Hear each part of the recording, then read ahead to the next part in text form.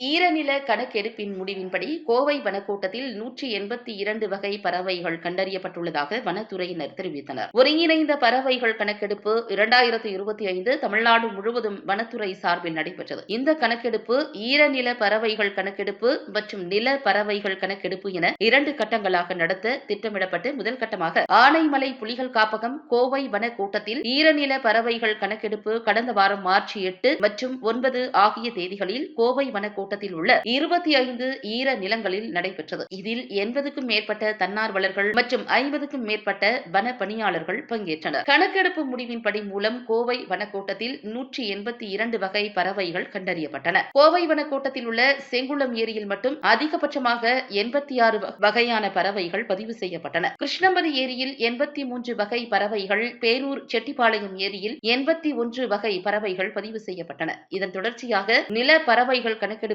நேற்று தொடங்கியது. மேலும் கணக்கெடுப்பு இன்று மார்ச் 16ஆம் தேதி நிறைவடைய உள்ளது. இந்த கணக்கெடுப்பின் கலந்தாய்வு கூட்டம் மாநில வன பணிகளுக்கான மத்திய வன உயர் பயிற்சியக கலந்தாய்வு அரங்கில் நடைபெற்றது. ஆனைமலை புலிகள் காப்பகம் தலைமை வன பாதுகாவலர் வெங்கடேஷ், மாவட்ட வன அலுவலர் ஜெயராஜ் ஆகியோர் முன்னிலை வகித்தனர். கூட்டத்தில் கோவை நேச்சர் சொசைட்டி, தமிழ்நாடு இயற்கை மற்றும் பட்டாம்பூச்சி சொசைட்டி, உலக இயற்கை வன நிதியம் ஆகிய அரசு சாரா நிறுவனங்களைச் சேர்ந்த தன்னார்வலர்கள் கலந்து கொண்டனர். உலக ஈர நில தின வாரத்தை முன்னிட்டு நடத்தப்பட்ட ஆன்லைன் ஓவியம் மற்றும் புகைப்பட போட்டியின் வெற்றியாளர்களுக்கு பரிசுகள் வழங்கப்பட்டன.